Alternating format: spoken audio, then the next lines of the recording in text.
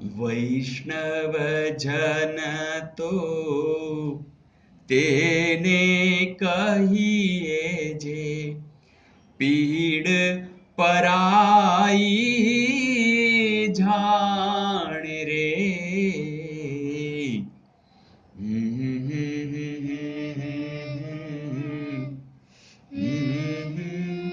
જી હા, હું વાત કરું છું નરસિંહ મહેતાની. આપણા ગુજરાતી સાહિત્યકાર એ નરસિંહ મહેતા એટલે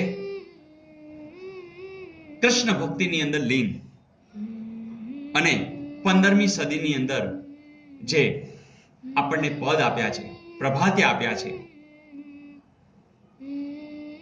હું કહીશ કે તળાજાના મહેતા જૂનાગઢે રહેતા, સદી 15મીએ આદિ કવિ કહેવાતા, એના પ્રભાત્યા તો ઘેર ઘેર ગવાતા.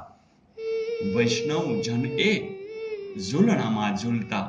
જી હા, નરસિંહ મહેતા નો જન્મ ભાવનગર જિલ્લાના તળાજા ગામે થયેલો.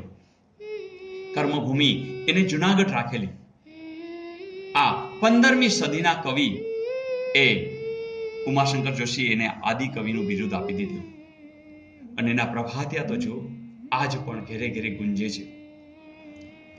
એમનું ઝૂલણા છંદની અંદર તમને યાદ હશે, જાગને જાદવા કૃષ્ણ ગોવાળિયા, તુજ વિના ધેનુમાં કોણ જાશે.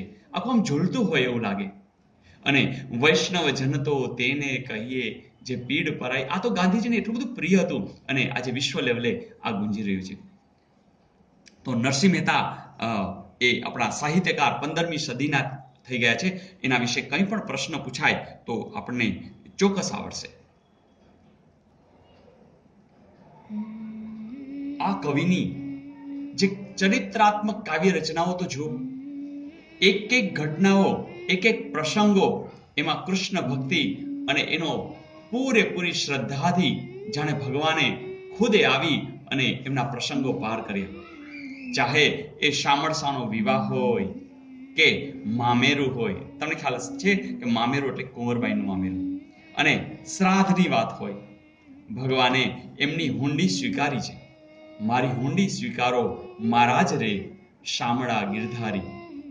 અને હા, ક્યારેય એને હાર નથી થવા દીધી. કૃષ્ણ ભક્તને ક્યારેય હાર ન હોય.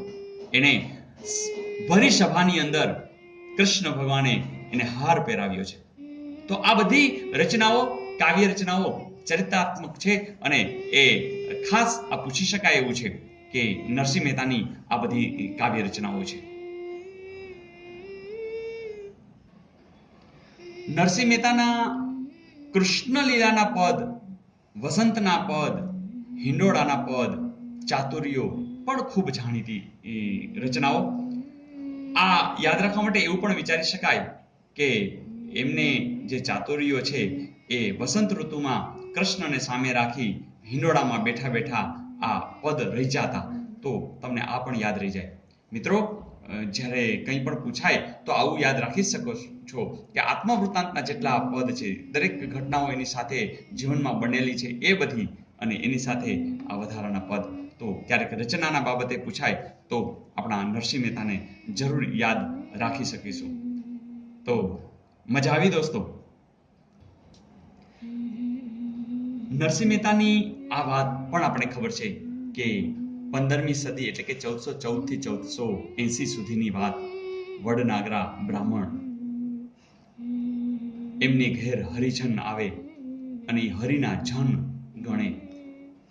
હરિજનના ઘરે ભજન કરવા બેસી ગયા હોય અને બધું ભાન ભૂલી જાય.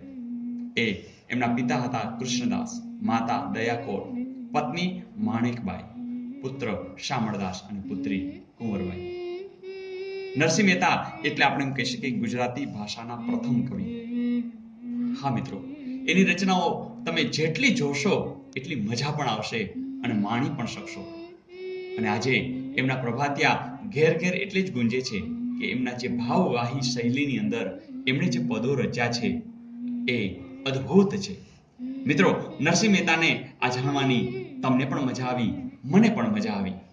તો મિત્રો, દરેક કવિ લેખકોને આ રીતે આપણે પરિચય જોઈતા જશું અને મજા કરશું. Okay, all the best.